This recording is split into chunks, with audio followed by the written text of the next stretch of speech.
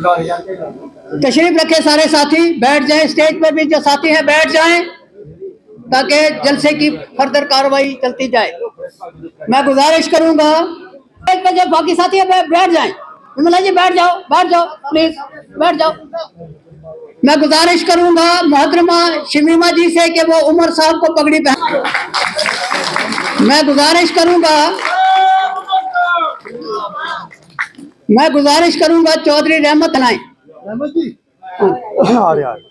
जब हमारी ये गुजर कॉन्फ्रेंस जो है, फिर गुजर जार कॉन्फ्रेंस के नाम फारूक साहब इंटर हो जाएंगे तो सारे तालियों से स्वागत करेंगे। बाकी लीडर स्टेज पे भाइयों बहनों सख्त और तंग से था क्योंकि दिल में क्या और ये भी सच है उन्होंने फरमाया क्या होती है जिंदगी में, इससे गलती नहीं, बंदा बशर और गलतियों से इंसान सीखता है और उससे आज से रास्ता निकलता है,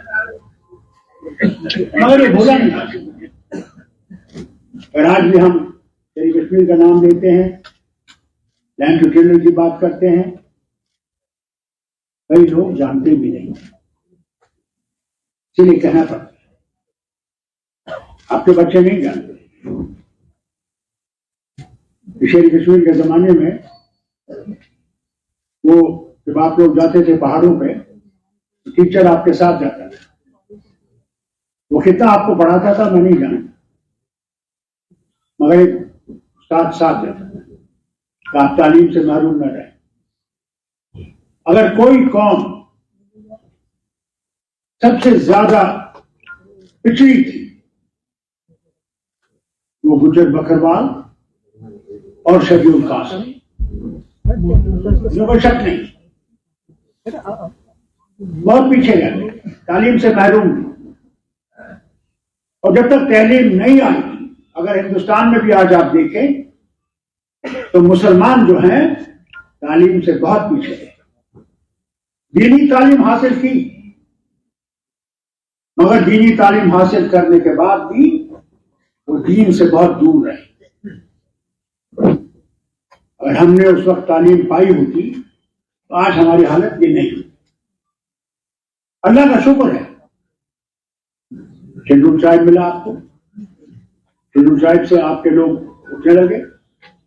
अगर आप देखें पीसीबी हैं, पुलिस में बड़े बड़े अफसर हैं, सेक्रेटेरिएट में बड़े बड़े अफसर हैं, हर जगह लगे हुए। जो शेड्यूल कास्ट की रिजर्वेशन थी, शेड्यूल ट्राइब की, आज अगर वो पिछड़ी कौम शेड्यूल कास्ट जो हैं, आज वो जहाज भी उड़ा रहे हैं, कोर्ट में भी बड़े बड़ी जगहों पे, हर जगह पे, बड़े बड़े ओहदों पे, दफ्तरों में। सबसे बड़ी चीज जो आपको करनी पड़ेगी वो तालीम की तरफ आपको तवज्जो देनी पड़ेगी। तो जरूर इंशाअल्लाह अगर हुकूमत अल्लाह ने दी उसकी तरफ हम लोग देखेंगे। फिर सेहत देखिए, सबसे ज्यादा मैंने सेहत देखी अगर गिरी हुई है तो गुजर बकरवाल की है, क्योंकि वो बहुत पीछे था। मेरे खुद रिश्तेदार भी अंगमर में रहते, वो आज भी घोड़े चलाते, आज भी गुलमर्ग में जाकर टूरिस्ट गाइड है, उनके पढ़ा है, इसी पे रहे, घोड़े चलाए। इतनी गुर्बत है मैं बयान नहीं कर सकता। बीमार हो जाते हैं तो इलाज के लिए पैसा नहीं है, ये मेरे रिश्तेदारों का हाल। और दूसरी बात ये भी बताओ, हम में इत्तेहाद और इत्तेफाक नहीं है। एक रिश्तेदार अगर अल्लाह ने अच्छा खासा अमीर बनाया, वो दूसरी की तरफ देखता नहीं कि उसको भी कुछ मदद कर सके, उसको भी उठा सके, उसको भी इस मुश्किल से निकाल सके। हमारी कोशिश हम सब नहीं की, कोई शक नहीं, कितनी थी कितनी नहीं थी दूसरी बात। मैं कोशिश की, मेरी भी हुकूमत 6 साल रही, जितना मैं कर सका मैंने कोशिश की। स्कूल बंद किया, भूलिए मत, कोई स्कूल मैं हर वक्त हेलीकॉप्टर से उठता था आपके इलाकों से ऊपर से, बंद थे। अल्लाह शफी साहब को सेहत बख्शे, मेरे साथ बैठे थे, तो उन्होंने वो रहबर तालीम जब लाया, उनसे पूछा था यार ये कभी शफी साहब ये स्कूल खुलेंगे? क्योंकि एक अखबार होता था यहाँ पे, कश्मीर टाइम उसका नाम था, वो हर दिन लिखता था इतने दिन रह गए स्कूल खुलेंगे। मैं असेंबली में उनसे पूछा ये होगा कभी होगा ही? तो भूलिए मत, 300 डॉक्टर और उसमें वैद और उसमें हकीम और बाकी डॉक्टर, ये नहीं देखकर इसका मजहब क्या है ये। मैंने उनको नौकरी लगाया और भेजा, मैंने कहा गांव में जाओ, गांव में लोग की तरफ देखो। कभी मत ये भूलिए, शेख साहब ने एक लाया था कि उस्ताद जो है उसको सिखाया जाए छोटी छोटी बीमारियों का इलाज, और अगर वो बीमार ज्यादा हो अस्पताल भेजे, क्योंकि बच्चे से पूछते थे वो घर में सब ठीक है। अगर किसी दिन बच्चा नहीं आता था उसने पूछा क्यों नहीं आया? माँ बीमार है, बाप बीमार है। ऐसी ऐसी चीजें की गई जो मैं नहीं समझता हूँ कहीं भी दुनिया में की। नेशनल कॉन्फ्रेंस जो कितना कर सकती किया, और कितनी लड़ाइयां हमें दिल्ली से नहीं लड़नी पड़ी। वो सारा पैसा उनके पास है, वो जब चाहे भेजते हैं, जब चाहे नहीं चाहेंगे। उसके बाद भी कितना हो सका कहना कि हमने नहीं किया, गलत किया हो सकता है, अरे जो नहीं कर सके।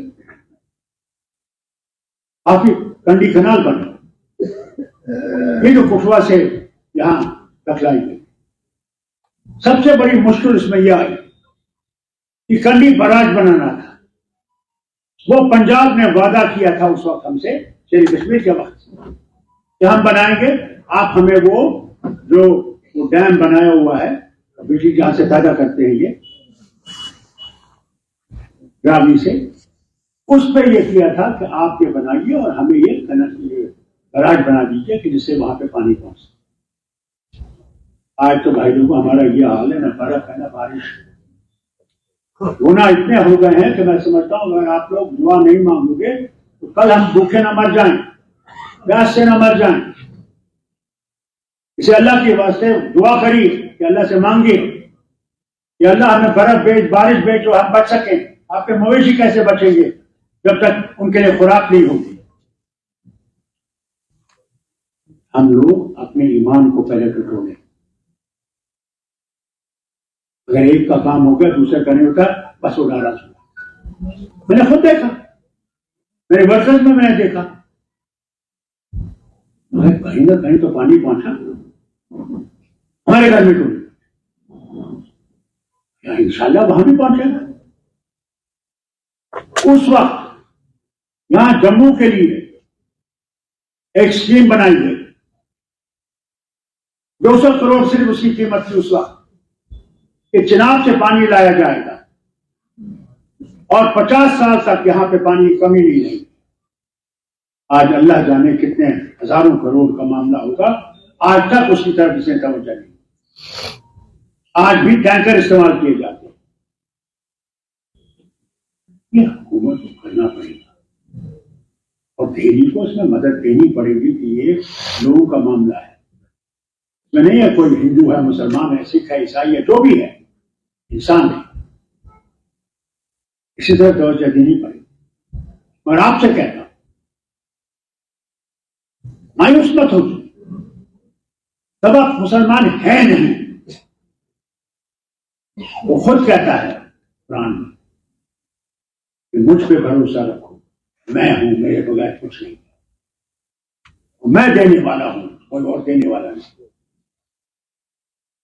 उसका दामन थामिए और अपने आप को सीधा कीजिए। अरे जिनको हमने फायदा भी पहुंचाया वो भी हमारे खिलाफ हो गए। उन्होंने भी पैसे का दामन पकड़ लिया। मैं आपको याद दिलाना चाहता हूं, जब सांबा में आपके कोठे जलाए गए, आप लोग अपनी बच्चियों को बचाने के लिए और माओं को बचाने के लिए जम्मू लाए, पठंडी के इलाके में रहे। मैंने आपके बड़े बड़े लीडरों से कहा, मैंने कहा इकट्ठे हो जाइए, आपका एक नुमाइंदा हम लोग खड़ा करेंगे, उसके साथ रहिए। बड़े वादे किए जनाब, बिल्कुल होगा, ये होगा। फिर 6 गुजर उठे। क्यों? पैसा दिया था। अल्लाह जाने कल क्या करेंगे। कल इनके पास बहुत पैसा है जो दूसरी जमात है।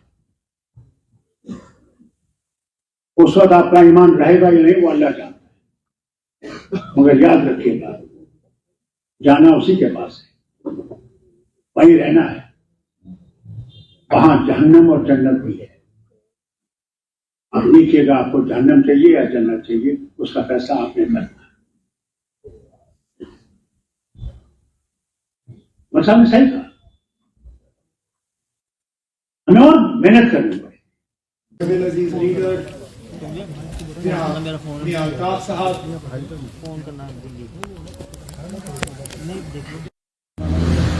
यहाँ पे हमारे एडिशनल जनरल सेक्रेटरी यहाँ के सुरक्षा साहब, डॉक्टर मुस्तफा कमाल साहब,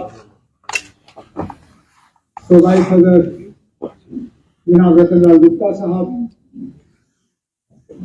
स्टेज पे बैठे हुए तमाम नेशनल कॉन्फ्रेंस के सीनियर लीडरान, यहाँ पे आए हुए आपका पंच, सरपंच, बाकी ओहदेदार हजरात, भाइयों, बुजुर्गों, आप सबको मेरी तरफ से अस्सलाम वालेकुम और आदाब। सबसे पहले तो मैं आज के कॉन्फ्रेंस पे हमारे जो ऑर्गेनाइजर हैं उनको इस कॉन्फ्रेंस के लिए शुक्रिया करना चाहता हूं। शुक्रिया इसलिए कि रखने में थोड़ी देरी हुई।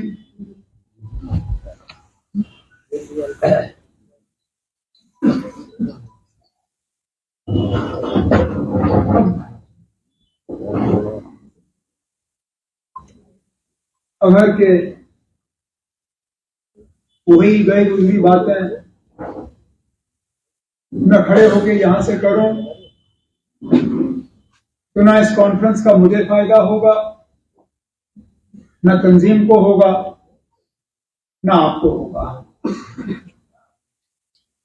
रतनलाल गुप्ता जी ने अपनी तकरीर में कहा कि ये कॉन्फ्रेंसों के सिलसिले में पहला है, जम्मू से शुरुआत हुई है, लेकिन इसके बाद हर जिले में जाके इसी तरह नेशनल कॉन्फ्रेंस की तरफ से गुजर बकरवाल कौम के साथ मुलाकात का सिलसिला जो है वो शुरू होगा। अपने आप में तो ये अच्छी बात है और मैं चाहूंगा कि बहुत जल्दी जो है ये सिलसिला शुरू हो,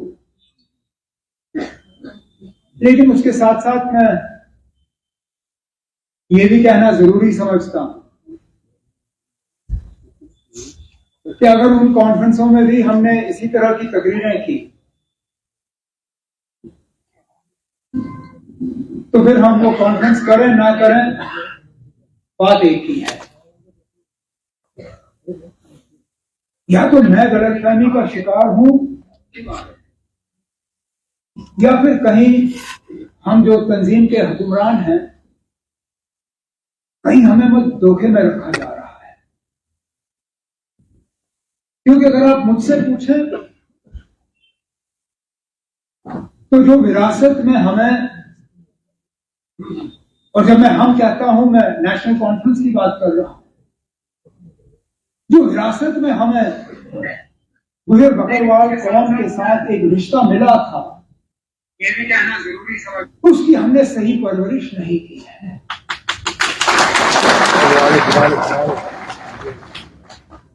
आप लोगों को यहां देखते हुए कहीं मुझे ऐसा लगता है कि आपको मजबूर करके यहां लाया गया है। जो जोश, जो जज्बा होना चाहिए वो दिख नहीं रहा है। अब जैसे मैंने कहा, मैं वही डोंट वरी, वही पुरानी तकरीरें यहां करके निकल जाऊं, कुछ बदलेगा नहीं तो फिर क्या फायदा। हम ये कहते हैं कि गुजर बकरवाल कौम को नेशनल कॉन्फ्रेंस के अलावा कुछ दिखता नहीं है,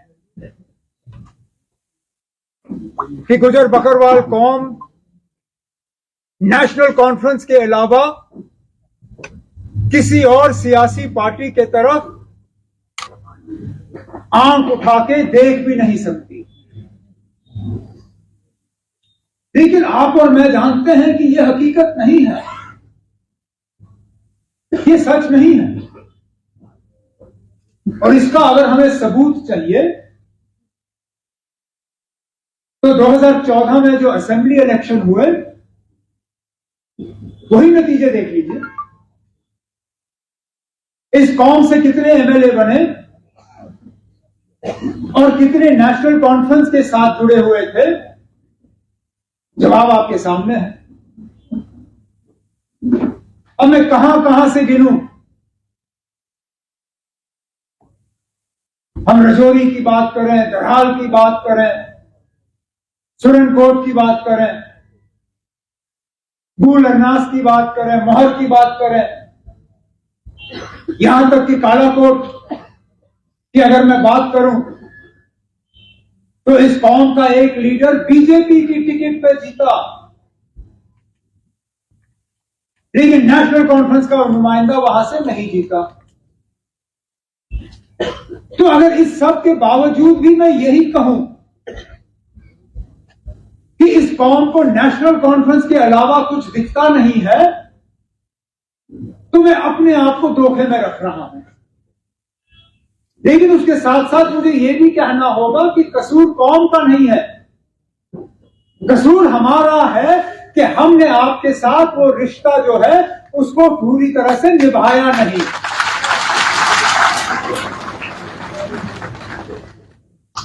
और निभाएंगे भी कैसे अगर हमें अपनी गलतियों का एहसास ना हो। अब अगर मैं यही मान के चलूं कि हमारे साथ रिश्ता बनाना आपकी मजबूरी है, मजबूरी पे रिश्ता नहीं बनता। आपकी तमन्ना होनी चाहिए, आपकी ख्वाहिश होनी चाहिए, आपकी मजबूरी नहीं होनी चाहिए। बाबा कौम ने गुजर बकरवाल कौम के लिए क्या किया वो किया, मादिर मेहरबान ने क्या किया वो किया। लेकिन अगर मैं मरते दम तक आपको ये याद दिलाता रहूं, जनाब हमने आप पे एहसान किया है, अब जिंदगी भर आप ये एहसान चुकाओ, क्या रिश्ता बनेगा? ठीक है, आप में से जिनकी उम्र ज्यादा है, जिनको शेर कश्मीर का वो दौर याद है, जिनको मादिर मेहरबान याद है, वो रिश्ता रखेंगे। लेकिन आपके बच्चे, आपके बच्चों के बच्चे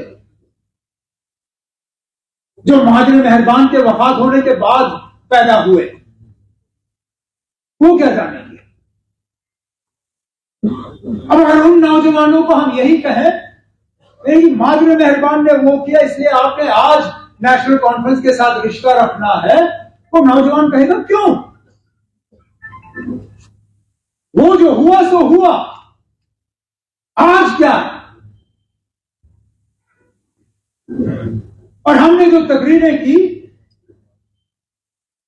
शायद ये मेरी गलतफहमी हो सकती है, लेकिन हम में से एक ने भी कोई पिछले सालों के काम का कोई इशारा नहीं दिया। शायद इसलिए कि हमसे उतना हुआ ही नहीं जितनी आप उम्मीद रख रहे थे। एडमिनिस्ट्रेटिव यूनिट बनाए तो सारी रियासत के लिए बनाए, अलहदा गुजर कौम के लिए तो नहीं किया ना मैंने। वो तो फिर कौन सा एहसान किया मैंने आप पर? हुकूमत चलाई मैंने, सबके लिए चलाई। अलहदा गुजर बकरवाल कौम के लिए क्या किया जिसकी मैं बात करूं? जाहिर सी बात है कि जितना करना चाहिए था नहीं किया। तभी तो मैं शेर कश्मीर और माजरे मेहरबान की बात कर रहा हूं।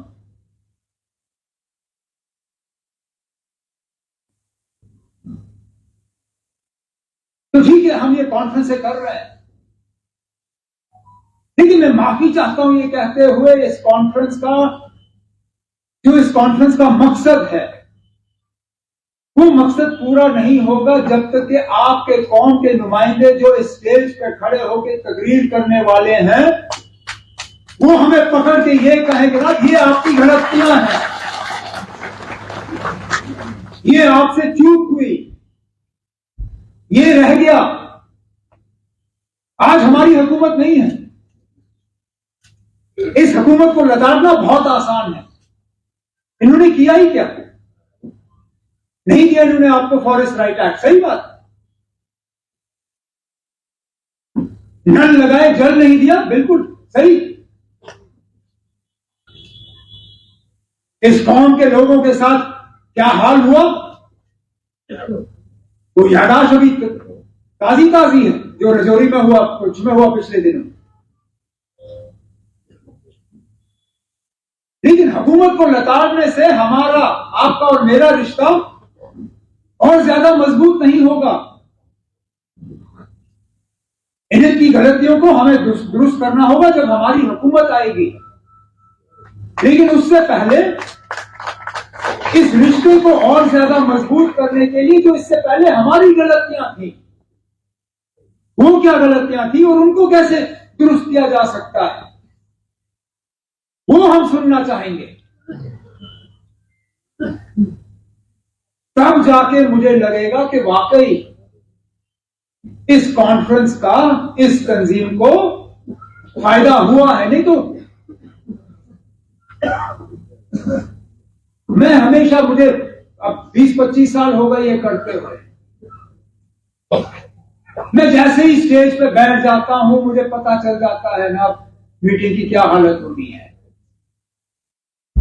और जब स्टेज से ताली पहले बजती है फिर लोग ताली बजाते हैं, मुझे पता है ना ये मीटिंग गई का।